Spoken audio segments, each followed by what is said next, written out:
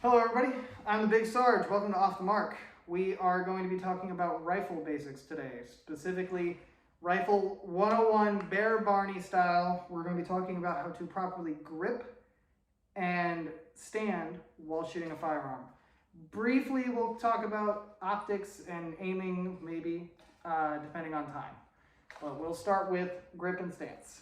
Now, before we get started, everybody review the 4 cardinal rules of firearm safety. Number 1, we treat every weapon like it's loaded. Number 2, we always keep our fingers out of the trigger guard until the sights are aligned on the target and the decision to fire has been made.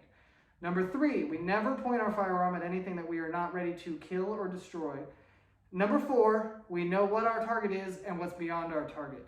Right now, I have nothing anywhere near the trigger, and my weapon is pointed in a safe direction, and beyond where it is pointed is the ground.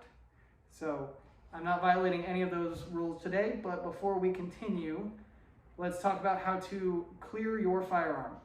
So first, what you're going to want to do, pick it up, taking care not to put anything anywhere near the trigger.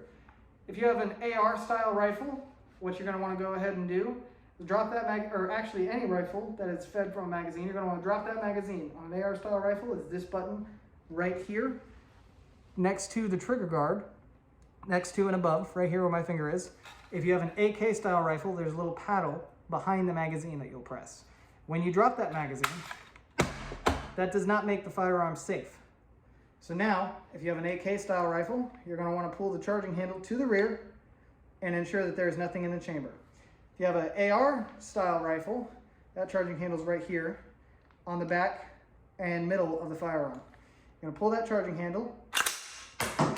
Now we saw something leave the chamber, so we know that there was something in the chamber, and now there is not. But just to be on the safe side, even though we dropped the magazine, you're going to want to go ahead, look in your chamber, visually inspect it, and ensure that there is nothing in there. Just because our brain likes to play trick on us, we're going to look away, we're going to look back, verify that there is nothing in that chamber. So our weapon is now clear and safe. So first things first, we're going to talk about how to grip your firearm when holding and shooting a rifle. I have a sling just to assist with demonstration purposes so that I do not have to have it in my hands at all times. You may or may not have one. If you're following along, your rifle is clear as well as mine, and you're ready to get started. So first thing you're going to want to do, take your dominant hand, hold it in a V, same as Mark showed with the pistol video. Put it on the pistol grip of your firearm. Not every rifle has a pistol grip. If it does not, you're just gonna put that V along the neck of the firearm where the stock and the receiver have that natural V. It'll give you a very similar effect as the as this. Next thing what you're gonna wanna do, keep your trigger finger away from the trigger guard and hold that in a fist, all right? That is your dominant / firing hand holding a rifle. Your non-dominant / support hand, you now have a couple options. You can hold it directly on the handguard. If you're like me and you have a vertical foregrip, an angled foregrip, or a hand stop, you can hold it here like this, which I do not prefer to do, but was trained for a very long time by the military. Or you can hold it like this, which is how I prefer to do it and is what is now being trained. Or if you don't like either of those options, you can hold the magazine well, which was also trained by the military for a very long time. So, advantages and disadvantages. Holding closer to you requires less arm strength, and you can hold this for a lot longer before your arm starts to tire. Holding it further out, ideally as far out as possible, requires more arm strength, especially when you throw something like a light or a infrared laser aiming device or backup iron sights onto your rifle. Anything like that adding weight this far out on the end of the rifle will make it more tiring to hold out, especially the further out you have your hand. So that is one of the things that you need to consider when deciding how you would prefer to hold your rifle. Another thing that you will need to consider is the stability required to take the shot that you are attempting to take. Out here is much more stable as long as your arm is not tired. Over here is a lot less stable, but you can hold this position longer before your arm gets tired.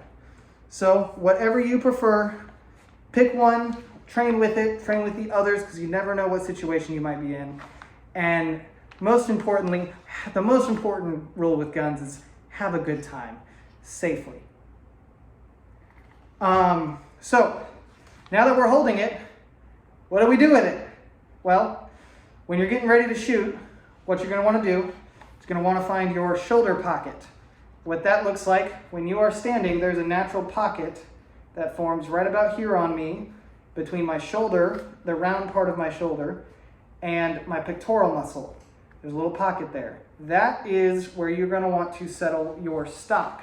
This part of the rifle is known as the stock. You want to settle your stock into your shoulder pocket.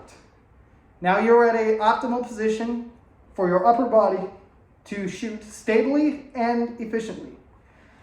However, now what do I do with the rest of my body? So you've got three options that are widely accepted as how you would want to shoot with your upper body. The first is just square up against your target. If my wall over here is my target, just square up against it, take my firearm, put it in the shoulder pocket, fully squared up to the target, and squat down and lean forward just slightly. Now this position has a few advantages. The first is if I'm wearing body armor and I'm on a two-way shooting range for whatever reason, I am now at my most protected because my body armor will protect my vital organs right here. Downside is it's not very stable front to back. So if something were to knock me over, I would be much more susceptible to actually falling over standing like this. So one of the ways to combat that, and a way that was trained for a very long time, is to stand bladed off your target like this. It's essentially the same thing, just your target is that way, so your head and eyes and rifle are pointed that way. This has a couple advantages. I am much more stable front to back. Oh, and you're going to want to lean towards your target also. My bad. This has the advantage of I'm much more stable front to back. However, if I'm wearing body armor on a two-way shooting range, all my vital organs right in here are fully exposed to the target with what little there is exposed. I am a smaller target, but now my body armor is no longer effective without side plates. And even then, there's still a very large gap between where your side plate sits and where your vitals are in the shoulder blade area. So what the Army is training now, and what I personally have preferred for years, sort of a amalgamation of the two. Handgun shooters call it the modified isosceles. So basically, all you get squared up like you're going to fight. If I'm fighting with my hands, I'm going to be standing kind of similar to the last stance. I'm going to have my dominant foot back and about shoulder width apart, slightly off behind me, and my non-dominant foot is going to be in front of me, and I'm gonna sink down into it and get ready to fight. Same thing with the rifle. You're gonna want your hips pointed at your target. You're gonna sink into it, get into your sights, and be ready to go. So that is the basics on grip and stance with how to fire a rifle. Now, with a rifle, there are a few more considerations than you would have with pistols. With a rifle, you have a much longer package. You may have a collapsible stock to make that smaller, or you may not. As you can see, that's a little bit of a difference in the length. You might have an optic. You're much more likely to have an optic. You might not. I just realized that I forgot to cover how you determine which hand is your dominant hand. It is not the hand that you write with. That might be the more intuitive answer, and it will work for most people. However, with a rifle, you want your dominant eye to be the side you shoot with. For me, I am right-handed, and my right eye is my dominant eye. But I know plenty of people who are right-handed with a left eye dominance, and so they shoot left-handed. So real quick, we'll cover how to figure out which eye you are dominant with. So what you're going to want to do, you're going to want to take a target, preferably farther away, but farther away the better. You're going to want to make a small circle with your hands. This small circle is how you're going to look at your target. I see a flower out the window of my back door. So I'm going to put a circle around that target with my hands. I'm going to slowly bring my hands to my face. Whichever eye that ends up being over, which is, as you can see in my case, is my right eye, that is your dominant eye. So from there, you can take which hand you should be shooting with, which in my case is my right hand, and you can apply the basics of how to grip and stand with your rifle regardless of which hand you have. If you are shooting with your left hand, the basics do not change. It is the exact same with how to grip and stand with your rifle. Now, let me turn around so you can see that actually. However, your manipulation of the firearm is going to be a little bit different.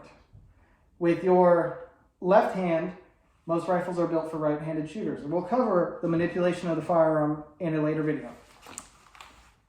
All of these things will require training and time, and if you stick around, we're going to continue to cover these basics, and as we progress, hopefully by the end of this, you'll be a much more proficient shooter, and hopefully you'll know even more than the Army is teaching their soldiers at basic training. Have a good one.